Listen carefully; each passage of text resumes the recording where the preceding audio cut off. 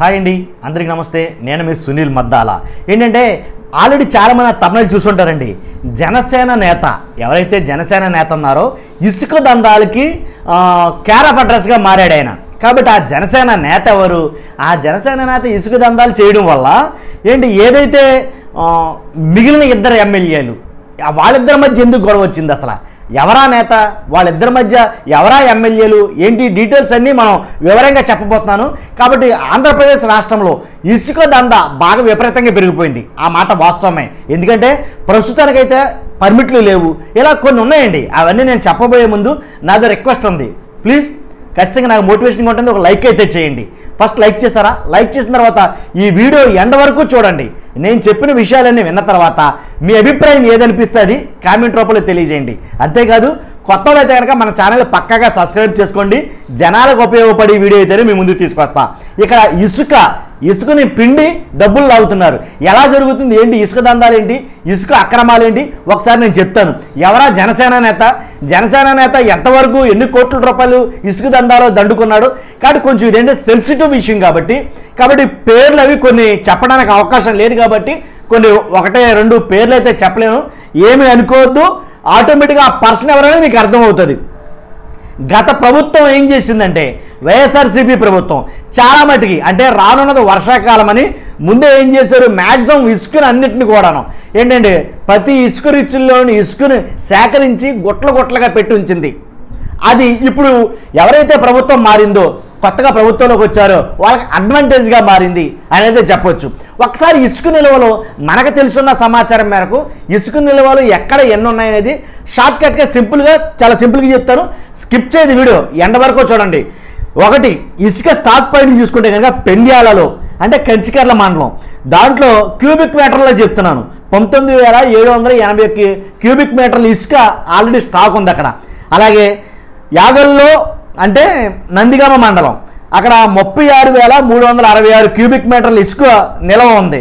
అలాగే కొడవటికల్లు అంటే చందర్లపాడు మండలం 9,713 క్యూబిక్ల ఇసుక నిల్వ ఉంది.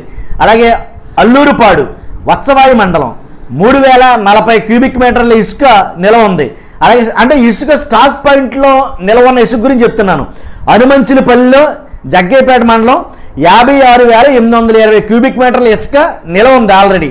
పోలంపల్లి వత్సవాయి మండలం 922 క్యూబిక్ మీటర్ల ఇసుక నిల్వ ఉంది. అలాగే కేసర కంచికర్ల మండలం 1,49,703 క్యూబిక్ మీటర్ల ఇసుక నిల్వ ఉంది అక్కడ. తర్వాత మౌలూరు కంచికర్ల మండలం 93,243 క్యూబిక్ మీటర్ల ఇసుక అయితే నిల్వ ఉందండి. కాబట్టి ఇసుక ఎందుకు అంతంత నిల్వ పెట్టారంటే కనుక రానున్నది వర్షాకాలం. కాబట్టి వర్షాకాలంలో గోదావరిలోకి కానీ వెళ్ళి ఇసుక తీయడం అనేది అసంభవం అసలు. కాబట్టి వర్షాకాలానికి ముందే ప్రిపరేషన్గా ఎక్కడికక్కడ గొట్ల పెట్టేసి ఇసుక ఉంచారు ఆల్రెడీ. అది ఇప్పుడున్న ప్రభుత్వంలో ఎవరైతే వచ్చారో వాళ్ళకి ఇసుక కాంట్రాక్టర్లకు కానీ ఇసుక మీద వ్యాపారం చేసే వ్యాపారస్తులు కానీ అడ్వాంటేజ్ అనే చెప్పాలా. కాబట్టి ఉచిత ఇసుక పాలసీ తీసుకొస్తున్నాం మేమని చెప్పి చంద్రబాబు నాయుడు గారు ఒక మాట అయితే వదిలారు. ఎప్పుడైతే కొత్త పాలసీ రాబోతుందో పాత పాలసీకి మంగళం పాడబోతున్నారో ఇప్పుడు ఏమైంది, దానికి దీనికి మధ్యలో గ్యాప్ ఉంది. అంటే యాక్చువల్గా ఉచిత ఇసుక పాలసీ వచ్చే వరకు అంటే సెప్టెంబర్ వరకు ఆన్లైన్ పర్మిట్లు అవసరంలా, అమ్ముకునే వాడికి ఎలాగైనా అమ్ముకోవచ్చు, ఎవడి ఇష్టారాజ్యం వాడిది. కాబట్టి సెప్టెంబర్ వరకు ఎలాంటి అబ్జెక్షన్ లేదు, ఎలా కావాలంటే అలా అమ్ముకోవచ్చు, ఏది కావాలంటే యథేచ్ఛగా సాగుతాయి అక్రమాలు.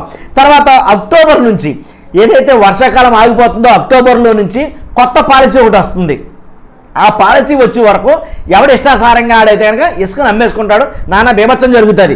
కాబట్టి అక్టోబర్ నుంచి నదుల్లో తవ్వకాలు ప్రారంభిస్తారో అప్పుడు కొత్త ఆన్లైన్ పర్మిట్లు కానీ ఆన్లైన్ లైసెన్సులు కానీ అప్పుడు వస్తాయి. అప్పటి వరకు ఈ అక్రమాలు జరుగుతూనే ఉంటాయి వాస్తవంగా అయితే కనుక. కాబట్టి ఇలాంటి అక్రమాలు ఎందుకు జరుగుతున్నాయి అనేది నేను వివరణ ఇవ్వడం కోసం ఇది మీకు ముందు చెప్పా. కాబట్టి ఏంటంటే ఇప్పుడు పర్మిట్లు లేవు, అజమాయిషీ లేదు, జవాబుదారీతనం లేదు. కాబట్టి ఎవరెవరు ఎక్కడెక్కడ ఉన్నారో తెలియదు. కాబట్టి ఏం చేస్తున్నారంటే ఎవరికి నచ్చినట్లుగా ఎవరి ఇష్టారాజ్యంగా వాళ్ళు ఇసుకుని దండుకున్నారు. ఇది ఆంధ్రప్రదేశ్లో జరుగుతున్న ఒక సంఘటన. కాబట్టి నేను ఇంకో విషయం చెప్తాను. ఏంటంటే జనసేన నేత ఎవరైతే ఒక జనసేన నేత ఉన్నారో ఆ జనసేన నేత వల్ల ఏంటి టీడీపీ సీనియర్లు ఇద్దరి మధ్య గొడవ వచ్చిందన్నమాట వాస్తవం. ఆల్రెడీ అక్కడ చాలా మందికి పుకారైంది, రాష్ట్రం మొత్తం మాట్లాడుకున్నారు దీని గురించి. తూర్పుగోదావరి జిల్లా రాజమహేంద్రవరం రూరల్ ఎమ్మెల్యే ఎవరైతే ఉన్నారో గోరంట్ల బుచ్చయ్య చౌదరి గారు, తెలుసు కదా మీకు అందరికీ. గోరంట్ల బుచ్చయ్య చౌదరి గారు ఆధ్వర్యంలో కొన్ని ఇసుక ర్యాంపులు అయితే ఉన్నాయి. ఆయనతో పాటు ఇంకో మాజీ ఎమ్మెల్సీ ఆదిరెడ్డి అప్పారావు గారి మధ్య ఇసుక తుఫాను లేదా ఇసుక దుమారం అనేది రేగింది. వాస్తవం వీళ్ళిద్దరి మధ్య ఎవరైతే రాజమహేంద్రవరం రూరల్ ఎమ్మెల్యే గోరంట్ల బుచ్చయ్య చౌదరి గారు ఉన్నారో, అలాగే మాజీ ఎమ్మెల్సీ ఆదిరెడ్డి అప్పారావు గారు ఉన్నారో, వీళ్ళిద్దరి మధ్య ఘర్షణ అయితే మొదలైంది. ఎందుకు ఘర్షణ అంటే కానీ ఇసుక వల్ల. ఆ ఇసుక వల్ల ఎందుకు ఘర్షణ వచ్చింది అనేది మేము వివరంగా చెప్తా. గోరంట్ల బుచ్చయ్య చౌదరి గారి అనుచరుడైనటువంటి జనసేన నేత ఎవరైతే ఉన్నారో ఆయన ఇసుక వ్యాపారం అనేది స్టార్ట్ చేశాడు ఈ 4 నెలల నుంచి. అంతకు ముందున్నా సరే ఈ 4 నెలల నుంచి విపరీతంగా అనమాట. ఎప్పుడైతే ఇసుక వ్యాపారం వల్ల అంటే మ్యాక్సిమం ఎక్కడంటే వర్షాకాలంలో ఇబ్బందులు తలెత్తకుండా ఎక్కడైతే గొట్ల కింద వేశారో నిలవబెట్టింది వైఎస్ఆర్సీపీ.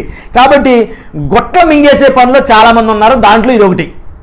ఏంటి ఎలా అంటే రాత్రులు పగలు తేడా లేవండి, నిజంగా కోట్లలో డబ్బు దండుకున్నారన్నమాట వాస్తవం. ఇది జగమెరిగిన సత్యం, చాలామందికి తెలియదు. చాపకంద నీరు లాగా మ్యాక్సిమం ఇసుకన స్టాక్ ఉన్న ఇసుక అంతా అమ్మేసే పనిలో ఉన్నారు అందరూ మ్యాక్సిమం. కాబట్టి రాజమండ్రి రూరల్ పరిధిలోని అసలు గొడవ ఎలా జరిగిందంటే, రాజమండ్రి రూరల్ పరిధిలోని గాయత్రి అనే ఇసుక ర్యాంపులో క్లియర్గా వినండి. రాజమండ్రి రూరల్ పరిధిలోని గాయత్రి అనే ఇసుక ర్యాంపులో ఇసుక ర్యాంపు 1, గాయత్రి 1, గాయత్రి 2, గాయత్రి 3, గాయత్రి 4, గాయత్రి 5 ఇలాగ 5 వాటిల్లో కూడా ర్యాంపుల్లో కూడా ఏంటి ఆ పేర్లతో ఉన్న ఇసుక ర్యాంపుల్లో నిల్వలను ఏదైతే 5 ర్యాంపులు చెప్పాను 5 ర్యాంపుల్లో ఉన్న నిల్వలో ఆ నియోజకవర్గ ఎమ్మెల్యే గోరంట్ల బుచ్చయ్య చౌదరి గారి ఆధ్వర్యంలో ఉన్నాయి. వాస్తవంగా అయితే కనుక ఆయన ఆధ్వర్యంలో ఉన్నా కానీ వాటిని నిర్వహించేది ఎవరో జనసేన నేత నేను ఎవరైతే చెప్పానో ఆయనే వాటిని నిర్వహిస్తున్నాడు. కాబట్టి ఆయనకు కూడా తెలియకుండా ఎవరైనా గోరంట్ల బుచ్చయ్య చౌదరి గారికి కూడా తెలియదు. మ్యాక్సిమం అక్కడ ఇసుక నిల్వలు ఏమి లేవు, మొత్తం ఖాళీ అయిపోయిన సంగతి, చాలా మట్టికి ఊడ్చేశారని మింగేశారన్న సంగతి. కాబట్టి ఆ జనసేన నేత మొత్తం మ్యాక్సిమం మొత్తం మింగేశారు అక్కడ. కాబట్టి అదే కాక అది అయిపోవడంతో అది కాకుండా రాజమండ్రి సిటీ నియోజకవర్గంలో ఉన్నది ఏదైతే పరిధిలో ఉందో కోట్లింగాల ర్యాంపు ఆ ర్యాంపుల మీద కూడా పెత్తనం నాదే, నేనే చెలాయిస్తానని చెప్పి ఆ ర్యాంపుల మీద కూడా ఏమైందంటే ఆ ఇసుకను కూడా మనోడు విక్రయించేయడానికి అమ్మేయడానికి సిద్ధపడితే ఇక్కడ ఏం జరిగింది, అంతకు ముందు జరిగిన ర్యాంపులు వేరు, ఇది కోట్లింగాల ర్యాంపులు వేరు. ఇక్కడ రాజమండ్రి సిటీ పరిధిలోకి వస్తుంది. ఇది ఇక్కడ జరిగింది గొడవ. సిటీ పరిధిలోనేమో ఎవరున్నారో ఆల్రెడీ మీకు ముందు చెప్పాను నేను, ఎవరైతే ఆదిరెడ్డి అప్పారావు గారు అన్నారో ఇది ఆదిరెడ్డి అప్పారావు గారి హ్యాండ్ ఓవర్లో ఉన్నది ఈ ర్యాంపు. కాబట్టి అందువల్ల వచ్చిన డిస్కషన్ వీళ్ళకి. కాబట్టి కొత్త పాలసీ ఎప్పుడైతే వస్తుందో అప్పటి వరకు తనిఖీలు ఉండవు, అజమాయిషీలు ఉండవు. కాబట్టి అది ఇలా కలిసి వచ్చింది వాస్తవంగా దీనికి. కాబట్టి రూరల్ సిటీ నియోజకవర్గాల పరిధిలో ఉన్న ఇసుక సుమారు 5 కోట్ల రూపాయలు ఖరీదు చేసి ఇసుకను అమ్మేసేగా ఈ సిటీ మీద ఎప్పుడైతే పడ్డారో అదేంటది మాకు తెలియకుండా మా ఇసుకను ఆయన బోడి పెట్టడం ఏంటి అని ఆదిరెడ్డి అప్పారావు గారికి ఈ గోరంట్ల బుచ్చయ్య చౌదరి గారికి డిస్కషన్ వచ్చింది. అసలు మనం మామూలుగానే వీళ్ళ మధ్య పచ్చగడ్డ అయితే బగ్గుమంటది వాస్తవంగా, అంటే పరోక్షంగా చాలా మందికి తెలియని విషయం. కాబట్టి అలాంటప్పుడు నా పరిధిలో ఉండే ఇసుకను అమ్మేతానంటే నేను ఎలా ఊరుకుంటాను, ఎందుకు అమ్మేశారు, ఏం చేశారు అనేది ఒక రకమైన గొడవ అనేది స్టార్ట్ అయింది. దీన్ని ఇసుక తుఫానే అని వచ్చేది కానీ తెలియట్లేదు, కానీ చాలామంది చాలా ఎక్కువగా గొడవ జరిగింది ఇది. కాబట్టి ఎప్పుడైతే ఈ డిస్కషన్ జరిగిందో మా సిటీ పరిధిలో ఉన్న కోట్లింగాల ఏదైతే ర్యాంప్ ఉందో ఆ ర్యాంపులో ఇసుక అమ్మడానికి ఆడేవాడాయి ఈ రకంగా స్టార్ట్ అయిన గొడవ చిలికి గాలివానిగా మారి తుఫాన్లా మారిపోయింది. అది ఇసుక తుఫాన్ అయింది నేను అనేది. కాబట్టి వీళ్ళిద్దరి మధ్య జరుగుతున్న ఈ గొడవ చాలా ఎక్కువగా జరిగిందన్నమాట. అంటే నీకు తెలియకుండా జరుగుతుందా గోరంట్ల బుచ్చయ్య చౌదరి గారిని, ఎందుకంటే వాస్తవంగా అయితే కనుక తను అనుచరుడే అయినా కానీ అనుచరుడైనా మొత్తం ఆయన తినేడు కదా, కొద్ది గొప్ప మ్యాక్సిమం గురువు గారికి అంతది. కాబట్టి ఆ రకంగా బుచ్చయ్య చౌదరి గారికి కూడా దీంట్లో ప్రమేయం ఉందని చాలా మంది మాట్లాడుకున్నారు. కాబట్టి ఆదిరెడ్డి అప్పారావు గారి దృష్టికి వెళ్ళడంతో ఈ విషయం ఎప్పుడైతే మనకి కూడా చాలా మట్టి ఖాళీ చేద్దామని తెలియతుంటే సీరియస్ అయ్యాడు ఆయన. సీరియస్ అయ్యి తన పరిధిలో ఉన్న ఎప్పుడైతే నా సిటీ పరిధిలో దానికి మీకు సంబంధం లేదు అని ఆయన చెప్పడం, దాన్ని తగ్గొట్టేయడంతో అక్కడి నుంచి వెంటనే అధికారులు పిలిపించి ఏంటి ఏదో కోతి దెబ్బలాడి ఏదో సామెత చెప్పినట్టుగా అదేం జరిగింది, ఆ పరిధిలో ఉండేటటువంటి కోట్లింగాల పరిధిలో ఉండే ఇసుక ర్యాంపుకు సంబంధించిన అధికారులు ఎవరైతే ఉన్నారో వాళ్ళందరినీ పిలిపించి చాలా సీరియస్ అయ్యాడంట ఆయన.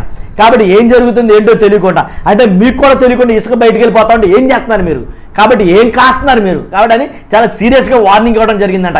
ఇక మీదట నా పరిధిలో ఉండే కోట్లింగాల రేవులో కానీ కొన్ని ఏదైతే ఇసుక ర్యాంపులు ఉన్నాయో ఆ ఇసుక ర్యాంపుల్లోంచి ఇసుక రేణువు బయటకు వెళ్ళినా సరే చాలా సీరియస్ యాక్షన్ అయితే తీసుకోవాల్సి వస్తుంది అని అయితే కనుక అధికారులు కూడా వార్నింగ్ ఇచ్చినట్టు తెలుస్తుంది. కాబట్టి ఈ గొడవ ఎక్కడితో ఆగుతుందా లేకపోతే కనుక అధిష్టానానికి వెళ్తాదా? ఎందుకంటే ఇక్కడేమో జనసేన నేత అంటే ఎలా ఉంటుందంటే కరమంటే కప్ప కోపం, విడవమంటే పాము కోపం అన్నట్టుంది పరిస్థితి అక్కడ.